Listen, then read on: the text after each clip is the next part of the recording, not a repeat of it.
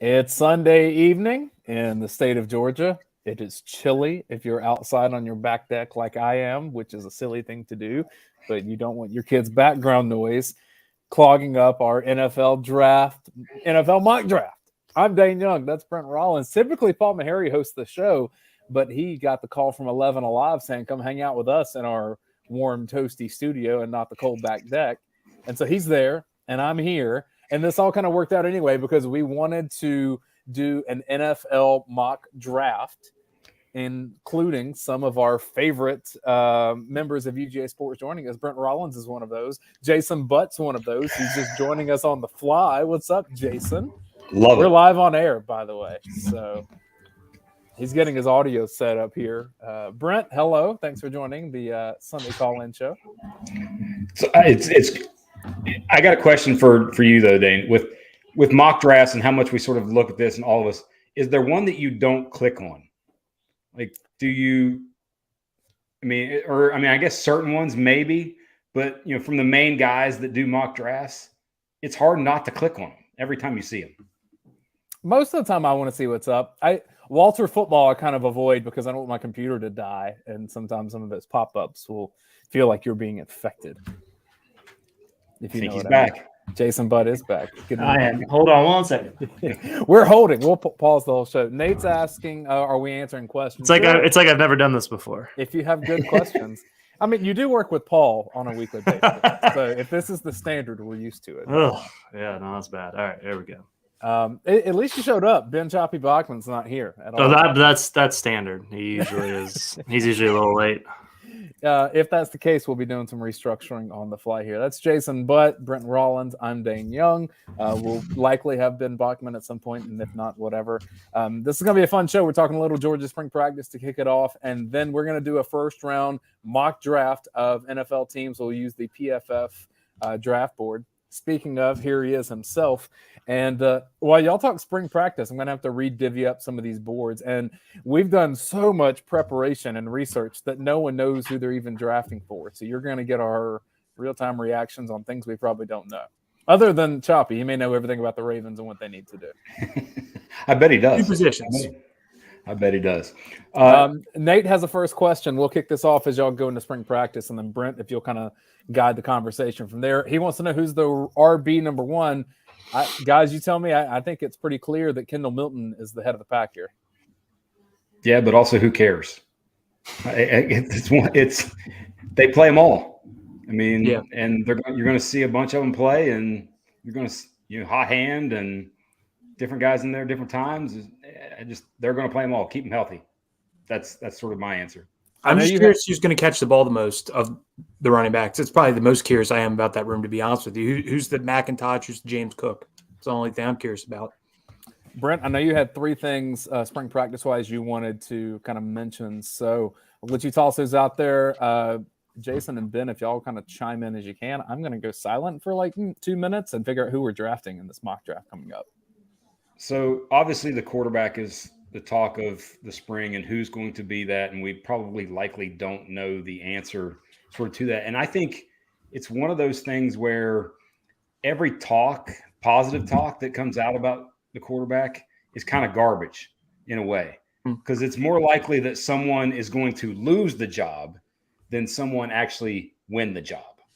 But I will say this, a thought that I had, and I was going to write up an article about it, but I thought we'd just sort of chat it up here. Could you see a Kirby Smart doing what Harbaugh did last year, where the first 2, maybe even 4 games, each guy gets a start or 2? You're 1 and you're 2, and he actually plays them both early on until one guy distinguishes themselves. Could that happen? I told that last week. Jason, didn't I say that with Gunner and Beck? Because this is my opinion. If they want to keep 2 quarterbacks, and let's say Gunner's the guy, if you say that in the spring, you're going to be down to 1 scholarship quarterback, because there's no way Brock and Beck are going to stay knowing this guy's years behind us and he's going to start. So if Gunner had a real chance of starting, they'd have to do that. They would, because otherwise you're risking only having one scholarship quarterback. Then we're going, it's Jackson Muschamp era if an injury happens, which that's typical. It would follow on the Stetson route. But I don't think Georgia wants to go that route again if they don't have to. And I think if they do that, it probably means Gunner is the guy they like the most, but they want to keep both quarterbacks having a chance and make sure they have 2 scholarship quarterbacks throughout the season. I'm interrupting Jason. Do you want to draft for the Falcons or do you not want to draft for the Falcons? Oh, yeah, I can do that. That's fine. I figure you know more about them than maybe. Not this group. I mean, I was, my end covering them was right when the new regime showed up. So I have no insight really at this point. Well, it was you or Brent, and y'all are both connected to the Falcons way more than I am. So, I'm going to pick for the Saints, as you were. Okay, yeah. So, they're going to have to be creative in terms of how they address, how the position unfolds. It's in the transfer portal era. You don't have, you don't have the situation whereas in years past, a player who didn't win the job after the fall then has to be with the team all year per se, and then you leave. I mean, I guess that players can check out. You have to keep them engaged as long as possible, and so that's kind of the trick they have here. If Carson Beck goes, from here to the starting job and doesn't relinquish it at all, you're probably talking about it. If it's pretty apparent that that's going to be the case, you're looking at Brock Vandegrift transferring. If Brock Vandegrift gets the job before and it's apparent it's going to be him over Carson Beck probably leaves before the season starts. And then, as Ben said, if it's Gunner Stockton, you're looking at 2 guys possibly leaving. So they have to be really creative in terms of communicating this competition so that they don't end up in a situation where one quarterback leaves too early. It's one of those things where they'd probably rather have 2 leave in the offseason after this season in the offseason if they have to go with Gunner. So it's I don't envy the situation given the new era that we are in college football, but that's just the reality of it. And so you have to continue to stockpile talent as best as possible. And so this group has to Kirby and them have to figure it out. So is Kirby going to have this on repeat? All 3 guys are really competing. They look good. Yes. Some of them make, each of them has a bonehead play, but they also have, 2 or 3 great plays each practice. It just kind of, we're still working. We're still competing. They're still working their tails off. Both of them, or all 3 of them, that you're just going to hear that over and over and over again. You'll hear him. I think you'll hear him name check each quarterback very strategically at different times to build up confidence. Talk one guy up, then the next week it's this guy, and then this guy. It's going to be really interesting. He's going to send messages through the media as best as he can. They're in a good spot. Started too. That started at the national championship with Gunner Stockton. Exactly. Just kind of reminding people of this guy can be something next year. And so, who else got a shout out for their scout teamwork? There were other people that had great scout teamwork preparing for TCU. And right. Look, all of us that cover Georgia with UGASports, we have a group text with all of us in it. And we kind of share some things that we hear and a back and forth that we had just internally as a team. We talk to different people around this when it comes to quarterbacks. And some people have heard Carson Beck, odds on favorite to get the job, going to have an incredible year. Great. Others have heard he may not be the one. And it may be a Vandegrift that hops in there. And so I think a lot of different people that touch this program at Georgia have a lot of different opinions. All that I'll say, none of those opinions matter except for one, and it's Kirby Smart, because he will pick the starting quarterback. It doesn't matter what Mike Bobo wants. I mean, I'm sure they'll come to a consensus, but there was a while there that Todd Monken likely wanted to go Carson Beck over Stetson Bennett, and he got overruled. Yep. That was what I was telling Jason was Bobo's guy has always been for a long time Gunner Stockton. He recruited him as a freshman in high school, and he knew him when he was a little kid. So, there's always been that little part to me where Bobo's always known Gunner and has always been such a big fan that I always have the sneaky suspicion because Monken loves Carson Beck. That switch, I think it might mean a little bit more than what some people said. Oh, I don't think it's going to matter at all. I think it might have a little bit more of a meaning since Bobo is so high on Gunner and Monken was so high on Beck. I think there might be just a little – I'm not saying that that's going to be what decides it, but I just think that there's a little something there that might help Gunner a little bit. Second practice point, sort of observation-wise, the 2 Smiths. No brace, no sleeve, running free and running, the one video clip that we've sort of, seen and that, the guys saw in the practice observations or a little bit that they got to see, those guys running behind the defense. Like that to me is a big, big, big deal to keep both of those guys healthy, to have that true deep threat on the outside. Yeah, we've touched on this so far on this show, and then just from what people on our sites has written about and posted on the board. I mean, this receiving group has the chance to have some of the best speed probably from that it's ever had. It's pretty remarkable, and Arian Smith plays a big part of that too. CJ Smith as well, but Arian Smith, you saw what he did against Ohio State. Even if the DB doesn't fall down, it's probably still a touchdown. He having that ability to take the top off the defense, and if he's able to stay healthy, this receiving core will could put up some ridiculous numbers and really make teams pay, kind of like the way Alabama did a couple of years ago when they had the trio of really fast receivers that are now all in the NFL. I think the sneaky big thing for Georgia next year is the offensive line. If Ernest Green stays healthy, I think he's the left tackle, and I think you already have your starting five. You have a guy that they really like at left tackle that early, and then the other four, Mims played a ton. So, if you want to log him as a starter, you can. Four's basically starting offensive lineman, and Ernest Green, who they're high on at left tackle. Alabama's replacing 4 starters on offensive line. You look at LSU, their offensive line was their weakness last year. Maybe it improves because they had some young guys. Oh, I disagree with that. LSU at tackle, they got good quick. Yeah, I wouldn't say that was a weakness for that team. But especially on the interior, they were struggles for a big part of that season. So I just have more reliance. I think Georgia's offensive line is the best in the conference. And if you have the best offensive line, it allows you to do more. And that's why I think that's going to be big for Georgia next year. I'm just saying year over year, LSU has a better situation at tackles this season than Georgia does. And that was actually my sort of third observation from this week, Ben, was not so much who's OT two, because one is Mims. He's starting right, left tackle, whatever they want to. But, if Ernest Green does start at left tackle, and seeing him in person, there was the real deal before the injury. But he's also never played. So, But who's OT3? Because we've had consecutive years where you're bringing in a potential first-round draft pick from a rotation standpoint. Broderick 2 years ago, Mims last year, to this year where who's that guy? Who's that third guy that maybe gets some time and or is there if injury occurs to one of the other two? Monroe Freeling? Perhaps. Kirby dropped 2 names, right? He said Freeling and he said Blasky. Blasky's been that guy, though, where he's just kind of the backup of all backups. The game that you play, though, Jason, of who gets the verbal shout out from Kirby, because those always seem intentional. Well, I know Dayne's upset that his relative Warren Erickson's gone, because I would have just thrown his name out there just for fun. I saw him at Costco the other day, so he was still hanging around Athens. I didn't say hello because that'd be kind of weird, because then it would confirm that we're both in the same place and 2 different people. But no, Coach Donnan said that Warren Erickson's going to have a shot with an NFL team here coming up.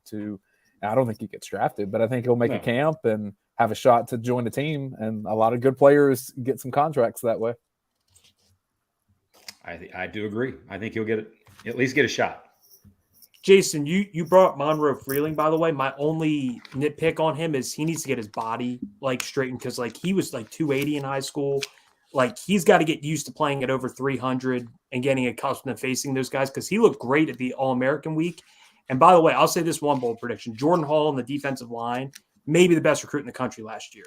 He might start games this year. He's that good. He's the most talented player in the class, the most important, because Brent kind of brought it up. Monroe Freeling and his development might be the most important of all of the true freshmen. They didn't sign a quarterback.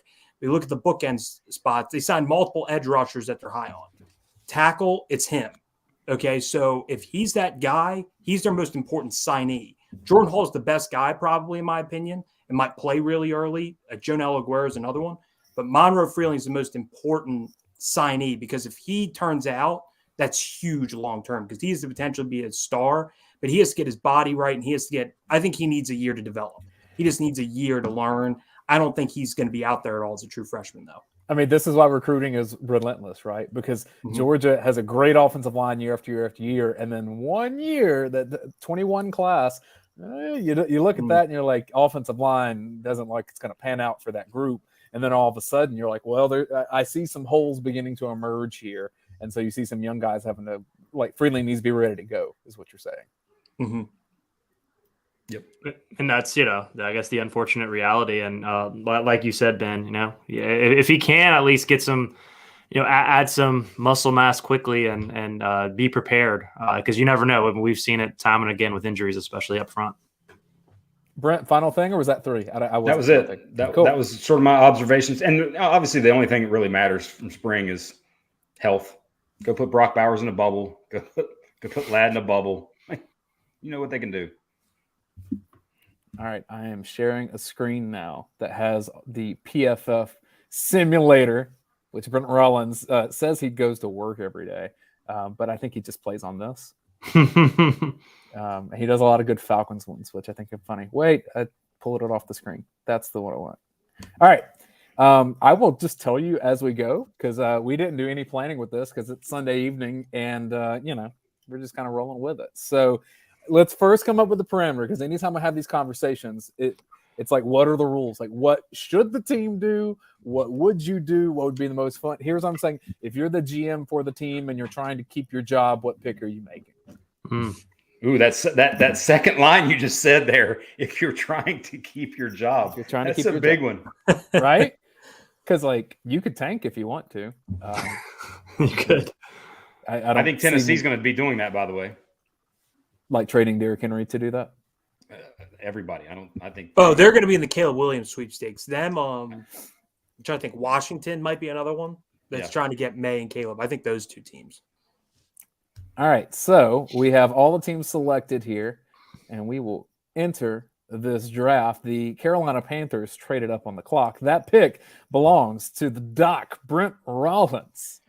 So I saw Andy joining us in the chat earlier, thinking that I would be picking Richardson first.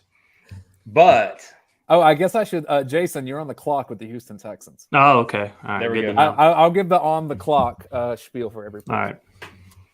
The quarterback part of this is so fascinating because I think this sort of scouting reports, like when you read all the different scouting reports, and the order with which people have them ranked is probably the same for the most part. I would bet PFF is likely maybe the only one who has Levis ranked ahead of Stroud, but I actually think that this is going to be CJ Stroud. And I think from a floor standpoint, as much as Bryce Young is the unicorn to me in this class from what he can do in his tape, I just think they're going to stay away. I don't think they're going to take him first because of the size part of it. I think it will be Stroud. Okay. No grand analysis anywhere else. I think Stroud is the safest quarterback in this draft with the accuracy. I don't think that could be incredibly wrong. There may be players with higher ceilings. I also think he's more likely to stay healthy than Bryce Young. So I think it's solid. It's what do you like? What do you want? And what's amazing about that is the cool part about what Carolina did trading up now is that they control it. And if Houston wants to say, hey, we definitively want this guy, recruit some of the picks, and now they're at 2. So I think that's a possibility as well. It's a fun draft because when you have QBs in the top 10 that people are going to be wanting to pick, it makes it more fun. All right, we go on to the Houston Texans, represented by Jason. But if you want me to scroll further at any point on this queue, let me know. Otherwise, y'all have access to Google too, so you can. Yeah. I've got that page pulled up myself. Okay. So quarterbacks, I think we all saw and have seen over the last 2 years that Houston needs a quarterback, and no offense to Davis Mills, but I'm sure he's watching and is very yeah, he's so mad right now. Georgia high school legend, but new coach usually brings a new quarterback. So CJ Stroud's not there. Bryce Young is the Houston Texans pick at number 2. I'm sorry, Bryce. Yeah, that would be a miserable situation for just about anybody. Granted, I mean, DeMeco Ryans we'll see if he can turn them around defensively. But I think when you're talking about a franchise in such dire need as Houston, you need a shot in the arm, and usually if you have a top pick like that, you take a quarterback. And so they'll take one of those two quarterbacks, whichever one's available. And so there you got it. There you go for this mock draft. Bryce Young, number 2. Do you think that's right, Jason? Do you think that's the right order of those two? If we basically know that QB is going 1, 2, it's funny. It's funny because I think this wouldn't have been the right order if not for the Peach Bowl. I think CJ Stroud looked like the best quarterback in the country against the best defense in the country, and so he had 3. Ohio State has unbelievable weapons, and it really was the perfect team to give Georgia that kind of a game. So, but I mean, you can't take that away from him. I don't know. I mean, they both are great quarterbacks. So it's hard for me to pick one over the other. It really comes down to preference, and I get where people would say CJ Stroud's the safer pick. I mean, Bryce Young's not 6 feet. He's smaller. So you have the injury concern naturally, but both are great. Both are elite quarterbacks. And so time will tell whether who's right or wrong with that debate. But right. I mean, as it stands, I don't think you can say one pick's right, right or wrong at this stage. It's going to be one of those things where history and time will have to kind of be the deciding factor. If Paul was here, he would just say Will Levis is that guy with no context to the rest of the discussion. But I'm not going to do that. So Paul can live on this. I'm the Arizona Cardinals. I will select for them. On deck, next on the clock will be the Indianapolis Colts, and that is Ben Choppy Bachmann representing the Colts, who will be next in the Matt Ryan era. Oh, he got cut? I don't know. But he's not coming back, is he? I have no idea. I mean, even if he did, that wouldn't be. They should sign Flacco, the true GOAT. So go from Rivers to Ryan to Flacco. For the Cardinals, I think this is a situation where their new head coach, Kyler Murray's a mess. The offense is a bit of a mess. Just don't worry about that right now and take a defensive player and just try to build on the other side of the ball. I think the Cardinals take Will Anderson here and try to get the edge rusher. J.J. Watt retired, which he wasn't super productive for them anyway. But Will Anderson seems to be a can't-miss prospect. I think the Cardinals probably don't let that pass by and just figure out the offense later. Let that ship sail. I have to be the one to do it, I guess. So I'm obviously going to take Anthony Richardson here. I'm going to take Brent's guy because now this is my reasoning. So the Colts obviously need a quarterback bad. All they've done is sign quarterbacks, trade for old quarterbacks. They have to draft one at some point, and you're sitting at 4. Will Levis is a nearby guy, but Richardson, their new head coach, comes from Philadelphia. What he did with Jalen Hurts. A lot of the same traits and play style as Hurts.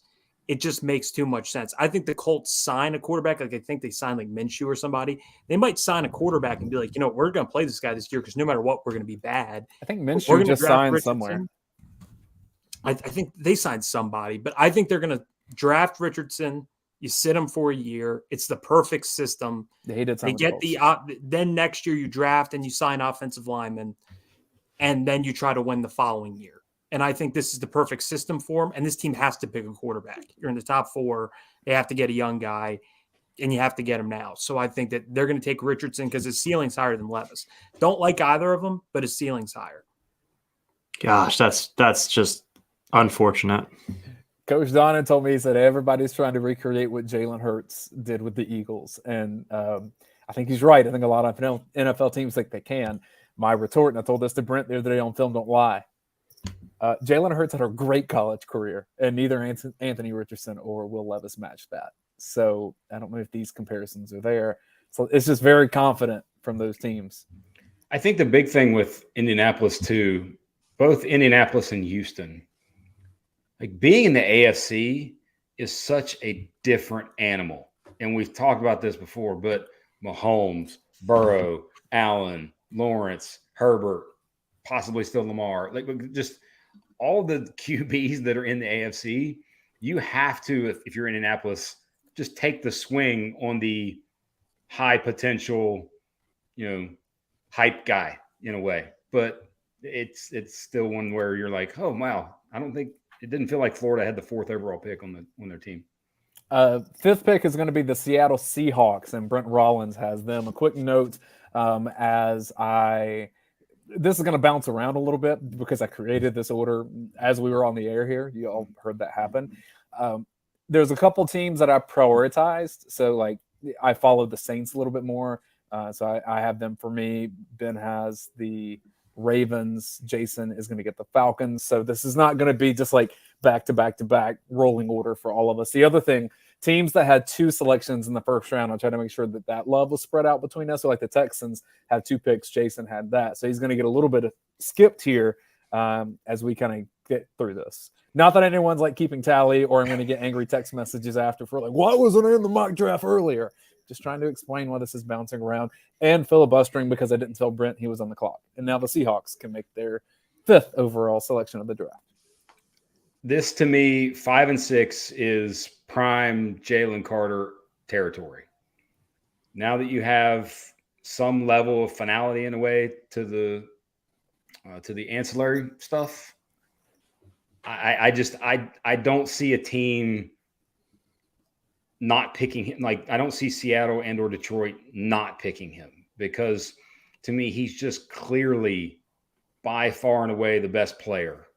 And, the off the field, the character discussion, all that stuff and how he did at the pro day, it wasn't good. None of it was good. But I think the kid is to the point, like, you have to look at football character in a way. And then also, do you have a system in place that can help him adjust to the pro setting, which, by the way, if he falls to Atlanta at 8, I think he's perfect for Atlanta at 8 because of Grady Jarrett already being there, the ultimate professional. But I think Seattle, from a system, Pete Carroll and who he is and what he does, I think they pick Jalen Carter. I don't think he gets past 6 at the lowest. The Lions are unhappy about that. I'm selecting for the Lions, and they would have taken Jalen Carter in that spot. I have the Lions. I mean, I think, though, that's worth discussion. Like, where do you guys see the floor now for Carter? Floor, ceiling? I think the floor is 9 with the Bears. Like the theory that I came up with is that the Bears told him to go get fat for 3 weeks and be there at number 9, and we'll slide you $1 million under the table beforehand. I don't think that actually happened, but if I was a GM, you better believe I'd try. Yeah, the floor is 9. I think the Bears, if he falls to the Bears take him. And then I think his ceiling is probably, probably 3, maybe. Cardinals. Yeah, 3. But I mean, at this point, I just don't know because I think from a football being drafted standpoint, I think the pro day was more harmful than the tragedy that he was involved with. I mean, because obviously that incident was just, it was, we all know what happened, but I think just from a football standpoint, not being in shape for pro day, I think that actually does more harm to his draft status than the other stuff. Because teams are always looking for reasons not to draft you as much as they are looking for reasons to draft you.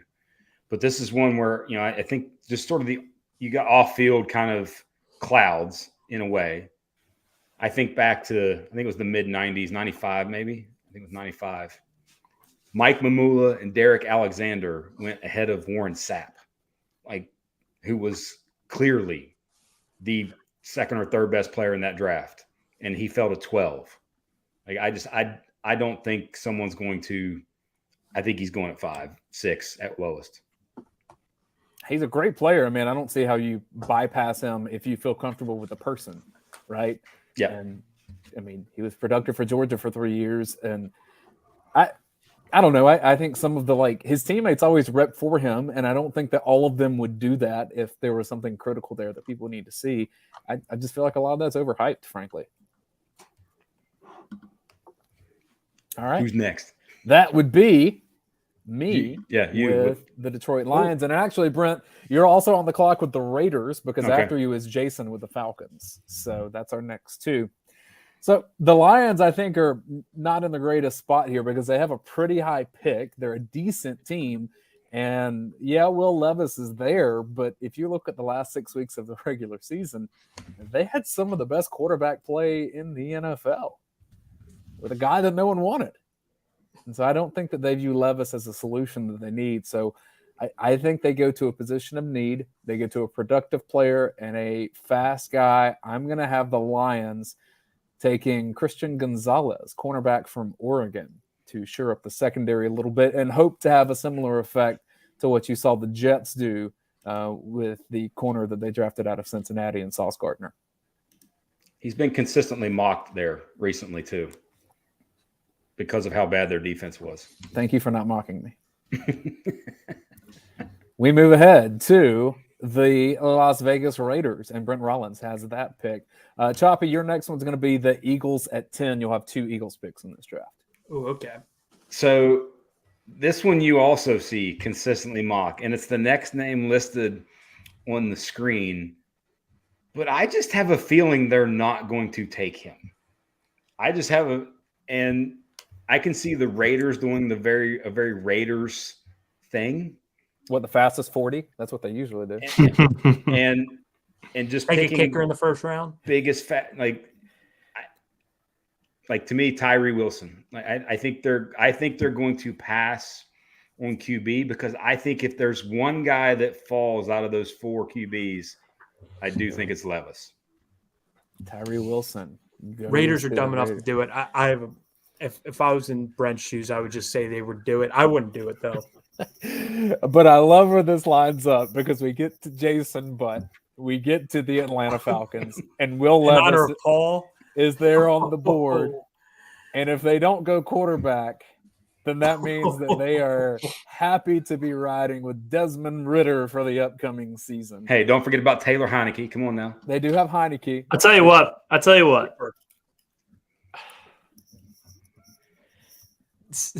Taylor Heineke.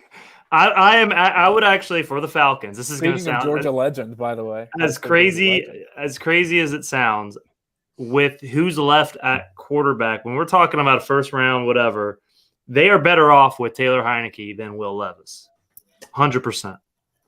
Now they want to take a shot on another quarterback in the mid rounds. It's kind of like what they did with Ridder. Stetson, sure. Go for it. But if they take Will Levis, which they might, I don't know, then it's your pick. You're the one picking. Well, my pick as the fill-in Falcons GM as Terry Fontenot is Broderick Jones, 100%. Ooh, let me slide down my list. You got to go a little further down. Has Broderick down here? I think he's 25th. Yep, that's crazy. But I think with post combine, he's one of the top, offensive line prospects. He fits a need. Jake Matthews. How much longer does he have? They just signed Caleb McGarry. He's obviously going to stay at right tackle. So you sign him for 11. And you never know what he could he contribute early at guard or something like that too. I'd be interested to see kind of if he was able to, if they took him, if he could fill in at left guard, or if they just move Matthews on anyway. So left tackle, I think that's a no-brainer for them. So if in reality the Falcons would draft Levis in this exact situation, I want you to know that there will be a contingent of Georgia/Falcons fans that will be lobbying for Jason Butt to be the new general manager of the Atlanta Falcons. Because Broderick Jones is a much safer, solid pick there than what Will. So here's the other thing: if you're gonna go out and get Taylor Heineke after the up and down year he had, first of all, this guy Arthur Smith made Ryan Tannehill a pretty solid player in that offense, and then you notice that Tannehill started regressing the years after Arthur Smith left Tennessee. I think Taylor Heineke kind of fits that role as a pretty decent stopgap quarterback. And I don't think they need to draft. They can, if they can get a solid offensive line with Tyler Algier looked awesome last year, by the way. Yeah. I don't say a whole lot of nice things about the Falcons offense. And Tyler Algier was, by the end of the year, I thought this guy, He's on my radar, second round fantasy football if I'm lucky enough to get him then. So I think if they can rely on their strong running game, have Taylor and Taylor Heineke can just not make some of the stupid mistakes he made in Washington at times. Just address either the offensive or defensive line to start the year. And I think sticking that offensive line, especially looking toward the future, is an incredibly smart move for the Falcons. Two things with the Falcons. One, I don't think you can rule out Bijan Robinson here, just that because I as much as I don't like it, I don't think you can rule it out based on Fontenot's talking about best player available. He would be fired. You can't draft. I don't know. I don't know if you can make an argument for Bijan Robinson being best player available. They need everything. I agree. I wouldn't do it, but I would say I wouldn't do it at all. I wouldn't do it anywhere, shape, or form. But I could see them possibly doing that. I mean, just to say, hey, we're going to give Ritter everything. If you try to pull that, then you go get Smith and Jigba and just say we're going to load up a receiver and help the offense. That possibly too.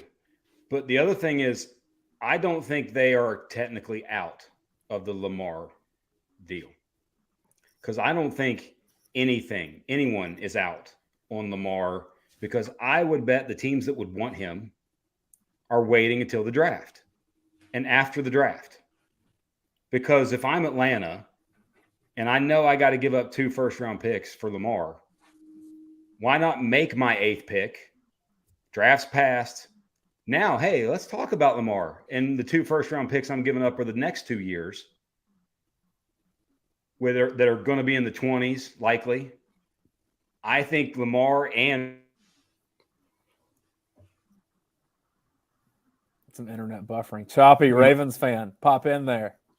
All right, I'll say the Lamar thing. First off, for those not knowing about the Lamar situation, he says he's going to do an exclusive interview with himself on his YouTube. I don't know how this is going to happen. So he's going to exclusively interview himself somehow. And I think his situation's interesting. Like, I think the Falcons make a lot of sense doing it, because this is my opinion. 2 first-round picks is actually a bargain. It's less than what Russell Wilson got. It's less than what Deshaun Watson got. He's a better player than both. He doesn't come with the baggage that both of them come with. So I actually think now it makes sense. The issue is the contract. That's the biggest issue with the Lamar hurdle. I'm letting you know the Falcons will trade 2 first-round picks for him in a second. All these teams will trade 2 first-round picks for him. You're not going to get a better quarterback than him. Even Stroud and Young, likely they're as good or better than Lamar, not that high. It just isn't that high. They could be. It's still not that high. The odds are against them. It's the contract. And I think that for the Falcons, it's if they pay that fully guaranteed contract, Arthur Blank's going to realize the other owners are going to be coming after him, and they're going to be pissed at him. And the Falcons are going to be the team that sets the precedent for fully guaranteed deals. And now every quarterback's going to have to get one, and the owners do not want that. And that's why Lamar's in a tricky situation right now, and that's what's being worked out. If the Falcons want everything to work out, they need to get a deal with him that isn't fully guaranteed and be like, you know what, the Ravens are like, you know what, we're fed up with them, and they're just done. That's the dream deal for the Falcons. Because if the Falcons don't got to pay fully guaranteed and it's only 2 first-round picks, that's a steal for Atlanta. And their offense with Arthur Smith, that running game, their offensive line's actually pretty decent, especially on the interior. They got a tight end in Pitts, maybe, and they just got Jonnu Smith, 2 tight ends. Lamar would fit perfect in Atlanta. That division sucks. Lamar in Atlanta, I think they win the South. So Falcons fans, I think you would win the South. I don't think you'd win a Super Bowl, because I think your roster is still humstrung on defense and you need another few weapons and whatnot. But you would win your division with him. That's all I'm saying. So if the Falcons get him and it's a non-guaranteed contract, I just imagine that all of a sudden Lamar Jackson's like a minority owner in Home Depot, and you're going to start see him have just like, he's going to own a Home Depot store in Dunwoody for like out of nowhere. All right, let's move along. I have the Chicago Bears. Choppy, you'll be next with the Eagles. Brent, you have the Titans at 11. Jason, you'll have the Texans with their second pick at 12. Chicago Bears are pretty upset here, I think, that Broderick Jones is off the board. And in seeing that, I think the Bears run up quickly with the card and keep Peter Skoronski in the Chicago area, taking him from Northwestern and trying to not get Justin Fields killed, because he ran for his life and he's good at that, but needs a little bit of help. Okay, so the Eagles lost Javon Hargrave, and Cansey's on the board from Pitt. I just think that's a simple pick there. They got their corners back. They have receivers. Just keep adding to the defensive line. I think they just take Cansey. He's the second best interior defensive lineman to Jalen Carter. Keep that D-line strong. Their corners are good. Their offensive line, they drafted a bunch of guys last year, and I think Kelsey's back. So Eagles just take the defensive lineman. I think they're moving along.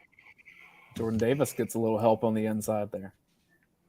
So this is me at 11 here with Tennessee. Titans. You said rebuild. You said they may tank. So do they want Levis, or are they going to wait till next year and get Caleb Williams? I don't. I actually think this is Nolan Smith territory. We're getting close to in his realm. And because of like I said, I think they're just going to take guys that, like, he's a Vrabel type guy in terms of leader and the coach on the field, like all the ancillary pieces with Nolan Smith. And I think he gets into the teens because of the athletic testing. So we're going, but offensive line territory. All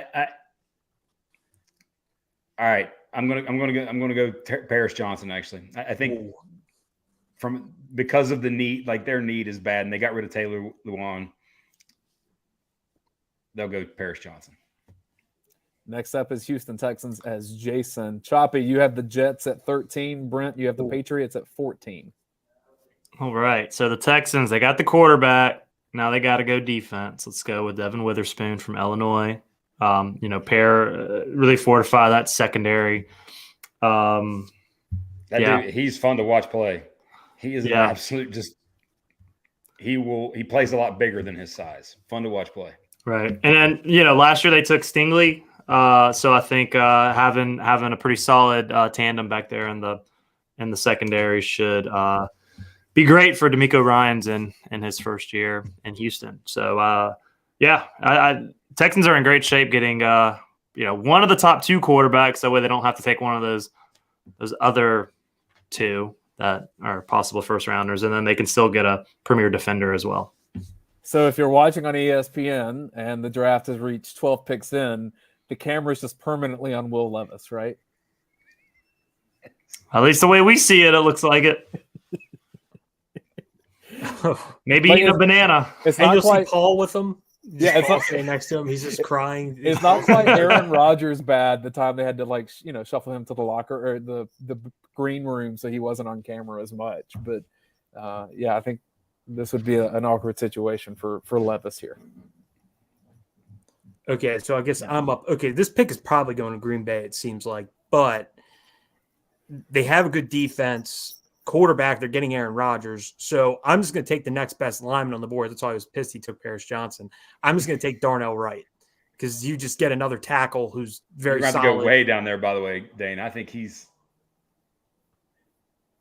I could also just search O-line. Yeah, you're going to I think he's right around 60, 65, something like that, maybe. Because I don't know who would be the next lineman. He's jumping up with the Senior Bowl. Darnell Wright, Tennessee. There you go. 70. Yeah. Oh. By the way, speaking of Darnells, there's one right past him. That's also have to remember that one. So Jets fans, should they make that pick, would be upset. But I agree with you. It sounds like that's going to be a Packers pick. But at the moment, it isn't. And you would look at a lot of the mocks, like Broderick is stamped at 13 in a lot of mocks because of the issues that Ben was talking about. All right, 14. I told you we were in Nolan Smith territory. I knew I had the Patriots pick coming up too. This is 100% Bill Belichick, loves him some Georgia Bulldogs. And there you go. He gets kind of his Vrabel in a way that he can move everywhere, do a bunch of different things with, smart, and all the intangibles. I do think Nolan has, with the athletic testing, put himself into the mid to late teens category, despite maybe some of the size, sort of non-traditional edge size. I didn't necessarily design it this way, but I have the Packers pick here being Ben. So maybe this is all right. They're not going to pick a receiver, so wouldn't that be hilarious though? Speaking, Just think about that. If they trade Rodgers for 13 and then have 13 and 15, and it's receiver and tight end, that's what they do after getting rid of Rodgers. I'm going tight end, and I'm going Michael Mayer here. I just think he's the prototypical tight end in their offense, and Notre Dame guy up there in Green Bay. I just think it fits too well. They don't have a tight end on the roster. Get a guy like that who will be perfect for Jordan Love. All right, so that's the Packers at 15. 16's Commanders, that's Jason. Steelers at 17 will be Brent. And then I have the Lions at 18. Choppy, you'll have the Buccaneers at 19. So we're at a Commanders with the 16th overall pick. If you look at the teams that need quarterbacks here, the commies with a quarterback need. Okay, let's do it. We're pulling the trigger with Will Levis to the nation's capital. Sam Howell, Will Levis battle. This is a typical Washington move right here. The stupidity that permeates in the NFL at times. They'll likely have new ownership by the time this takes place. They'll want to do all the right things, a new quarterback, hopefully rejuvenate Ron Rivera. So, yeah. And plus, it kind of fits with Ron Rivera in terms of skill set, in terms of what Ron Rivera wants to do. But it would be such a dumb pick, but that is so Washington. So, yes, we're going with it. Oh, that's awesome. So it's me now, right? With the Steelers? Pittsburgh Steelers, Brent Rollins. I feel like we got to just take the junior out of it and just because the lineage. Joey Porter Jr. Tomlin would do it just for that reason, right? He took Pickett because he went to Pitt, basically. You can't justify taking Kenny Pickett in the first round other than the fact that he was in the same facility all those years. All right, so that brings me to the Detroit Lions. Earlier, I took Christian Gonzalez from Oregon as a defensive play. I think the Lions stick with defense, and I think they work on the defensive line here. I think the Lions and Miles Murphy kind of feel like simpatico. So I have frankly, either of the Clemson guys would probably fit in and help what they have on the defensive front. But Murphy's a good player. I think he's more versatile than Breezy. So I have Miles Murphy to the Detroit Lions. Oh, boy. I got to be the one who keeps taking these SEC East guys on other teams. It looks like the Bucs offensive line is atrocious. By the way, Seahawks will be Brent, and then I have Chargers. Ben, you'll have Ravens, and Jason, you have Vikings. Okay, so I might go Osiris Terrence here at the guard because I think he to me is at least a late first-round pick, and they need offensive line anyway. Like if I'm Tampa Bay in this spot, first off, I'm trading back because they have a lot of needs and they have cap issues, but I am taking Osiris Terrence just because they need a lineman. So the best lineman available, take them. A lot of people staying in their own state in this draft, I've noticed. So Florida guy goes to Tampa. Let's go Seahawks here, and that is Brent Rollins. This is the second pick you've made with the Seahawks, correct? Yep, and I think you took Jalen Carter. Would they go 2 for 2? And I think they go double dog, and we go down a little bit on the board to like 40. I think 40s. No, I think he's maybe even further down. He's in the 60s. But you're making me go because of their style of play and how they do things. You calling him home? There, Keely Ringo. Ooh. I do think Georgia gets 5 guys in the first round again. Well, double dog action there. And, hey, have the support system for Jalen. Hey, fellow teammate. There you go.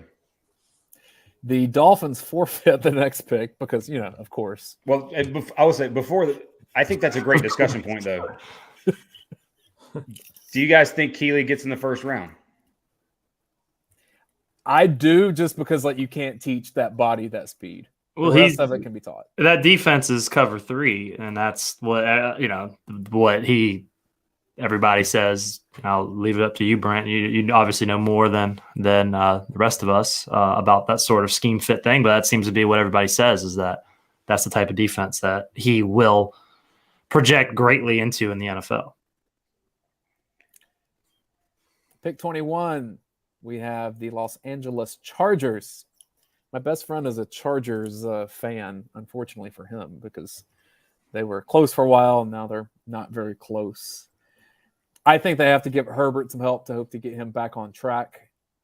I think it may be a bit of a risk because Jackson Smith and Jigba has not played mostly in a year, but neither, that's happened a couple times in recent years, and it worked out. Bengals worked out for them. So I will go Jackson Smith and Jigba to try to help out on the West Coast with Justin Herbert. And I think he's kind of unfortunately getting one, you got the injury thing and not playing all year, but he's kind of, to me, getting a little bit sort of cast as only a slot guy. Like, he played with Garrett Wilson and Chris Olave. Yeah. Like, just look at the rookie years those guys had. Somebody had to play in the slot, and he was better suited for it. I think he's going to be the best receiver from this draft, like, bar none. Yep. I'm picking at 22. That's who I was going to take. Sorry, Baltimore. I'm not sold on Quentin Johnston at all. I'm not. I'm going Jordan Addison here, just especially with the season before. They need receiver. I mean, they've never drafted a good receiver in my lifetime, actually ever in their franchise history. I mean, we had a first-round pick who's been hurt his first 2 years in the league. Rashad Bateman say, my GM called me out because he said we've never drafted an all-pro receiver. Yes, because we've never drafted an all-pro receiver. That's why we need a receiver. Lamar's exclusive interview, hopefully it's with either Jackson Smith-Njigba or Jordan Addison. I think Addison's the best receiver on the board right now. Lock it in. Like Todd Monken gets Addison. That's not bad.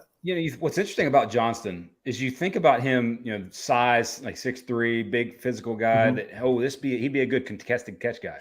He wasn't. No. He wasn't very good at it. And like all season, not just against Georgia, but that was interesting about him, I think. Minnesota Vikings are on the clock, and that is Jason. I have the Jaguars next. Choppy, you'll have the Giants. Brent, you're back up with the Cowboys. Yeah, so it's crazy. It's funny how in the NFL drafts the runs typically happen, and so let's keep the run on receivers continuing. Quentin Johnston. They just released Adam Thielen. Makes perfect sense to in today's past happy era of football to go and replace him with somebody very affordable that you can go opposite of their crazy good receiver Justin Jefferson. So we'll go with Johnston there and see if he has an impact. Kirk Cousins. Well, they got to do. I mean, I don't know. They'll still screw it up in the postseason, so it doesn't really matter who they draft in the grand scheme of things. But that just seems to be a fit. I know they have some other positions in need, but in terms of addressing, giving Jefferson some help, at the receiver position and Cousins too, for that matter, that just makes sense there. I have Jacksonville at 24. This probably doesn't make a whole lot of sense because they just gave Evan Ingram the franchise tag. But I think the Jaguars are really, really close to being really, really good. And Trevor Lawrence. Ooh, I know where you're going with this. I have a feeling. Trevor Lawrence is that guy. Whatever Paul says about that guy, Trevor Lawrence is what all that guys want to be. Okay, by the way, does Paul really love, he's a Levis truther? He loves the joke.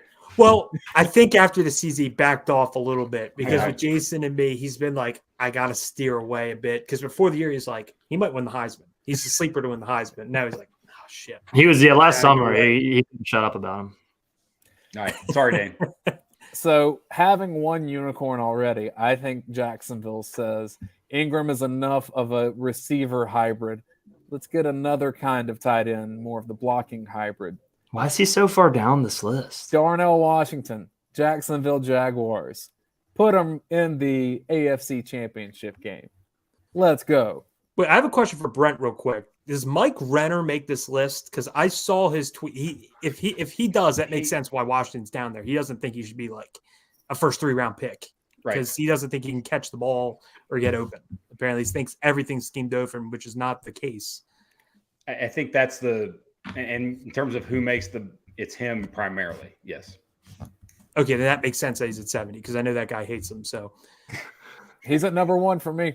He's the most irreplaceable. Everyone else in this draft, you can kind of find someone that does what they do. There's not anyone that Darnell Washington can replace what he does.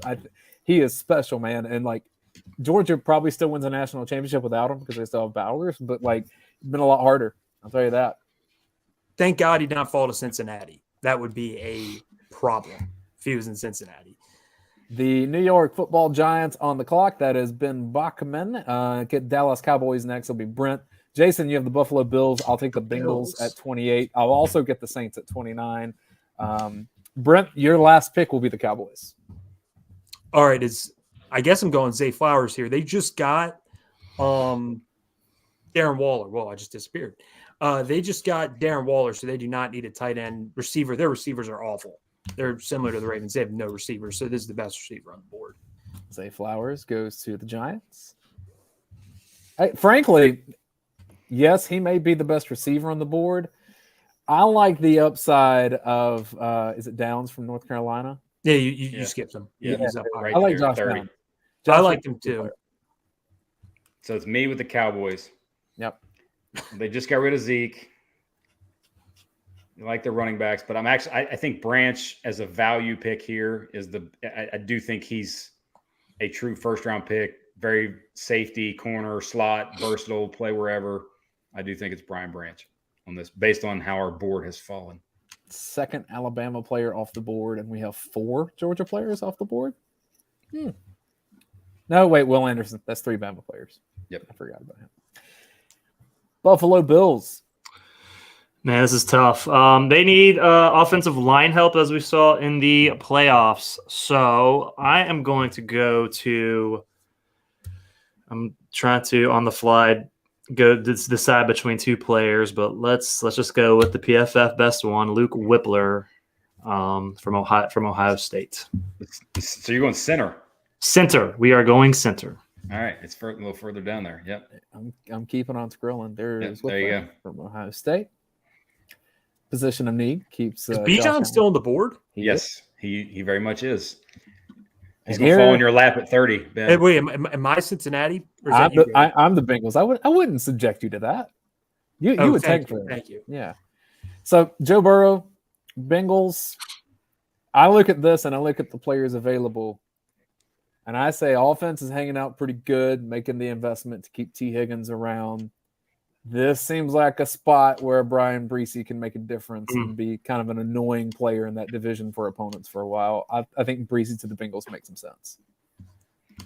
I don't know if they're tight end. That's why I would be iffy on Kincaid there.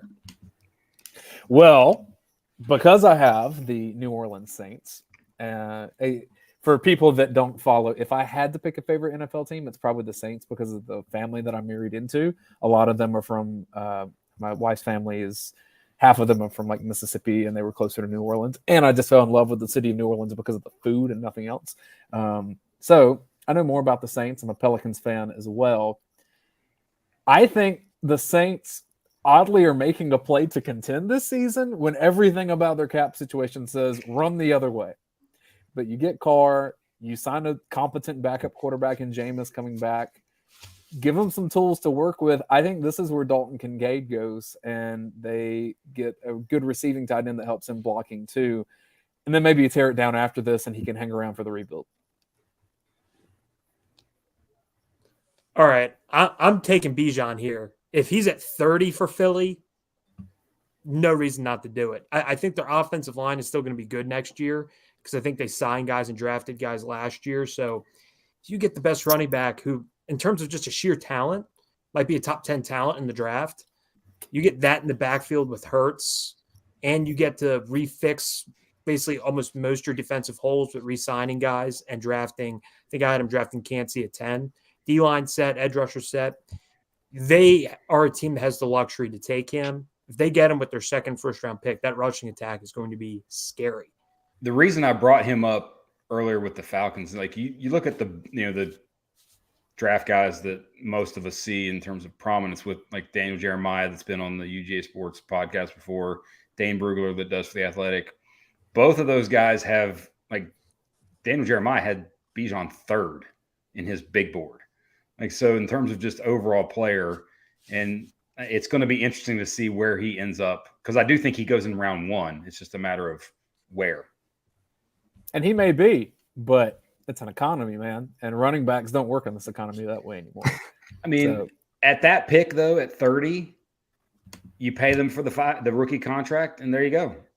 I think, and it actually probably becomes a decent value pick at that point, based upon what's a decent value pick is what Jason said that the Falcons did last year at running back. Or what did we see from the Chiefs this season?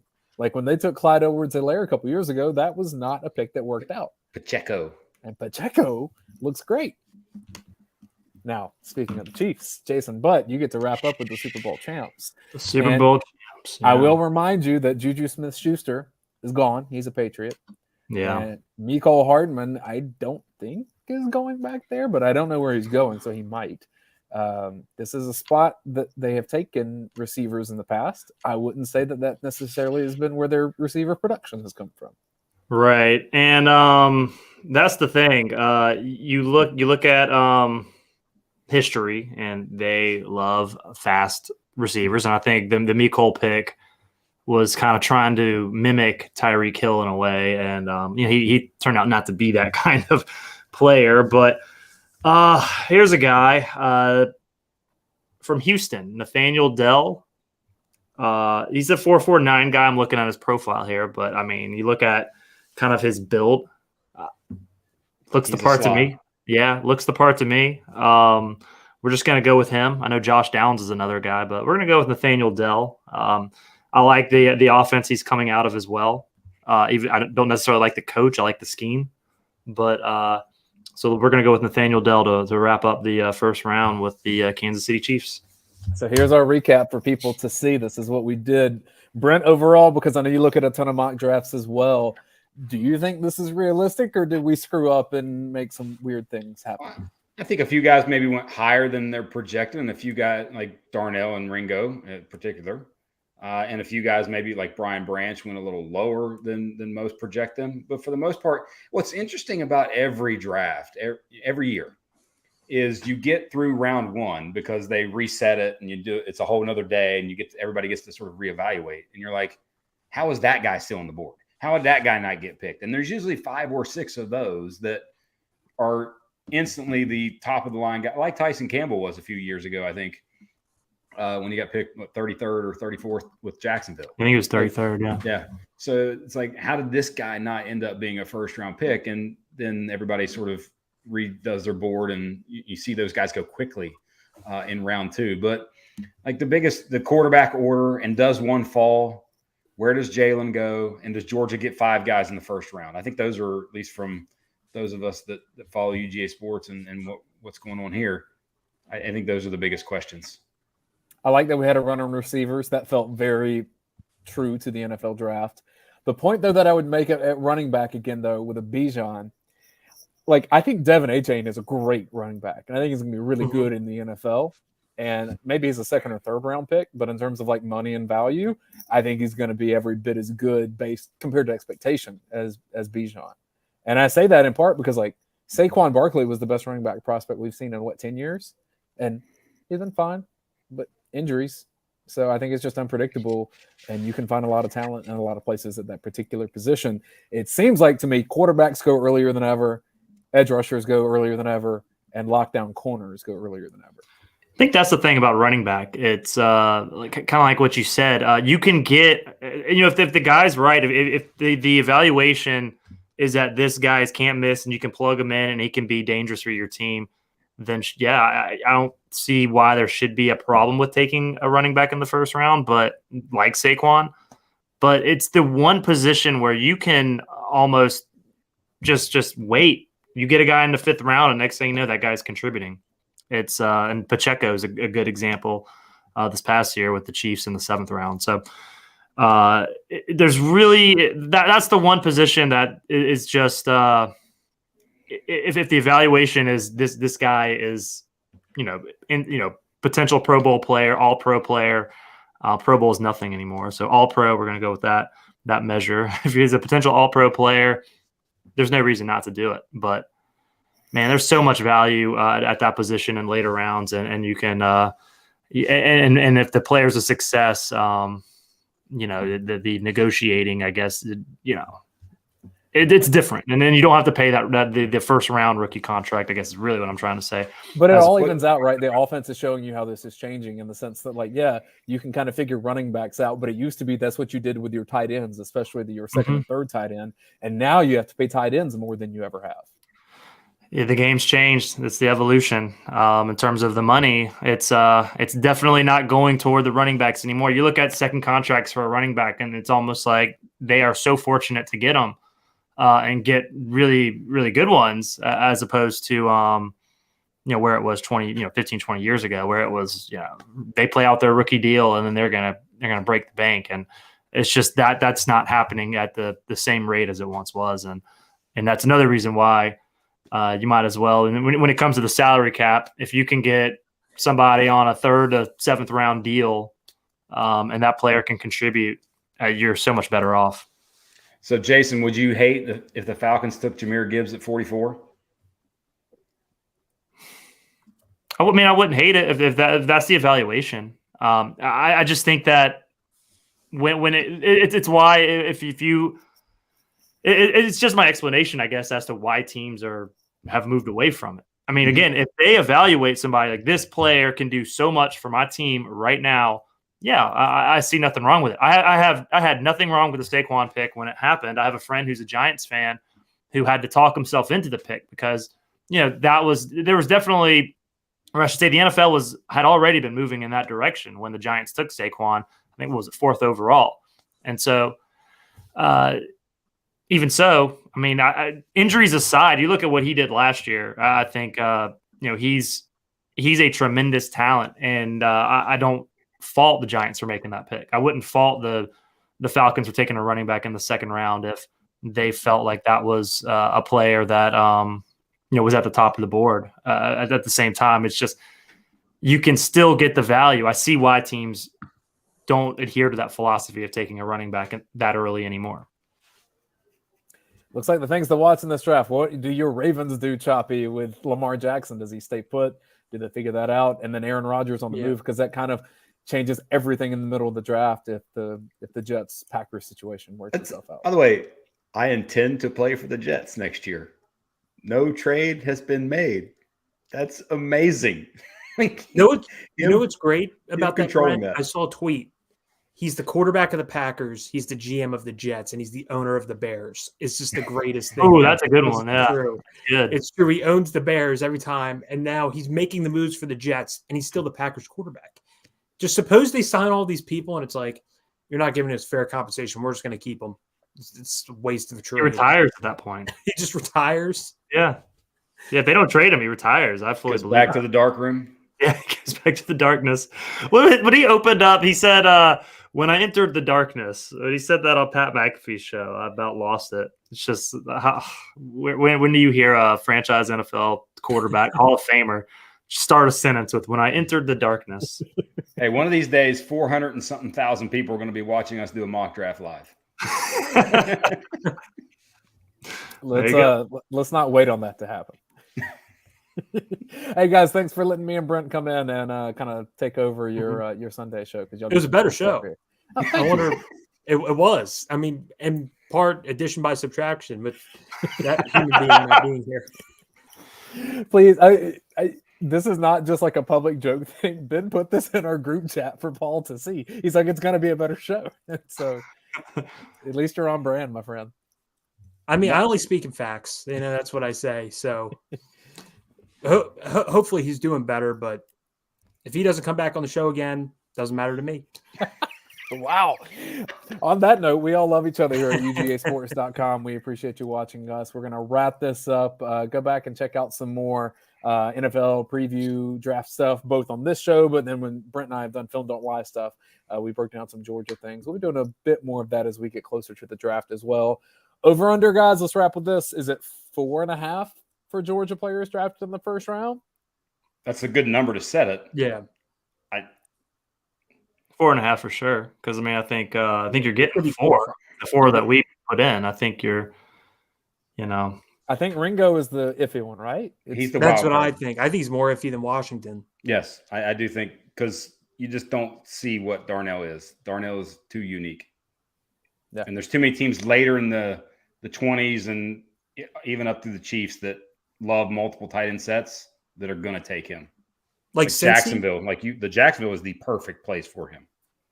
But also Cincy, he's an offensive lineman and a tight end. They have no tight end. Their offensive line's been bad.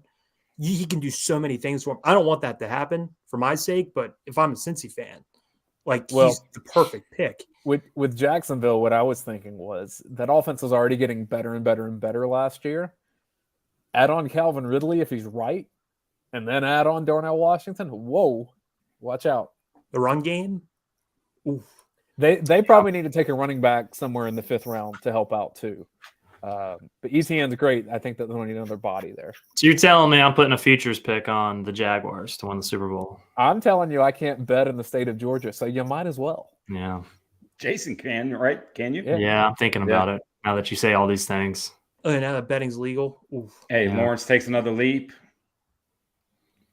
The only thing is, obviously, if Lawrence gets hurt, then it's done, completely done. But that's most teams with a starting quarterback. Yeah. Other than, I guess, the 49ers, apparently, that they can still. They can just plug in anybody.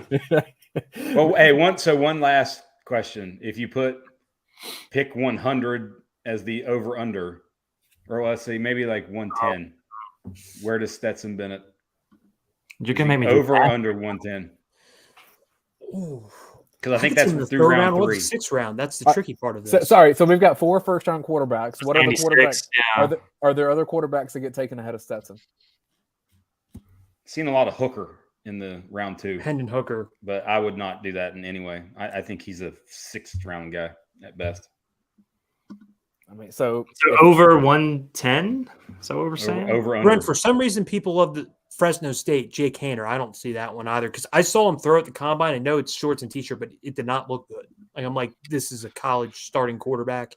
I guess I'll put it this way. If Stetson Bennett is the 5th quarterback selected in this draft, he'll be top 100.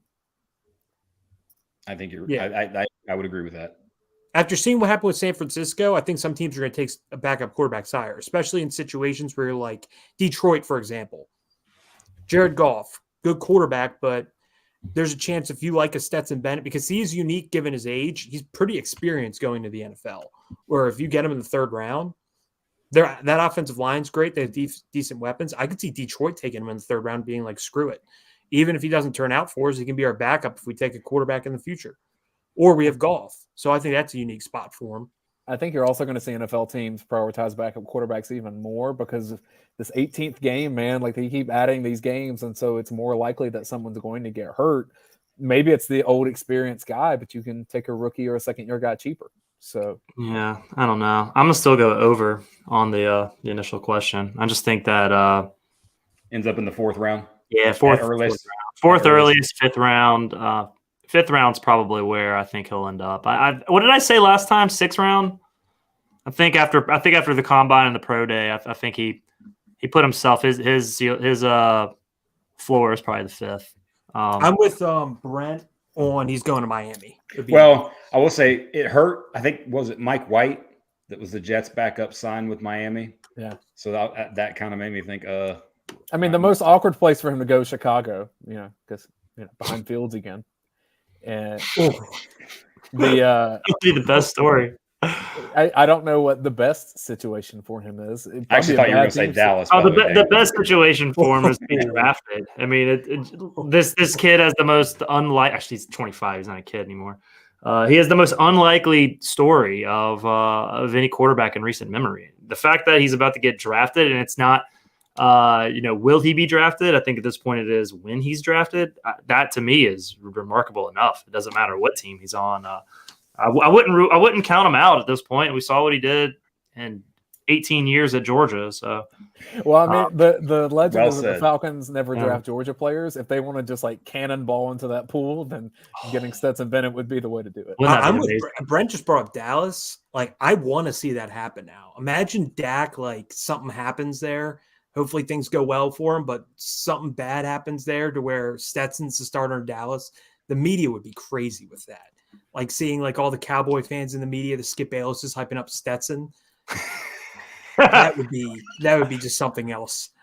You could toss him into the mess with the Cardinals and just say, sorry, you're not going to learn from anyone. He might start day one.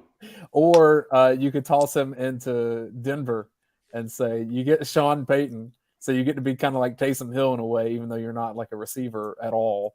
But he's doing exercises on the plane like Russell Wilson. Yeah. In Denver. Yeah. Like you're Russell Wilson's understudy. So maybe you'll get to talk to him if you talk to his agent. Any situation is good for him, but then you guys point out a couple situations that would be terrible. And Denver and Arizona would be awful situations for really any quarterback to be drafted. Any of those two quarterbacks who would sit under them, I'd rather just be undrafted. Round pick to those. Tell your agent like any 30 teams, not those two. We tried to wrap this up like 10 minutes ago, and then Brent got us on Stetson talks. So such is life. Now you can text me about Stetson after this because that's what we do. Thanks for watching, everybody. Thanks for being around on UGAsports.com. Subscribe to this YouTube channel. We'll see you next weekend. I think Paul will be back for the Sunday Call-in Show where maybe calls get taken. So sorry we didn't live up to that, but we did have a mock draft for you. We'll see you next time. Thanks, everybody.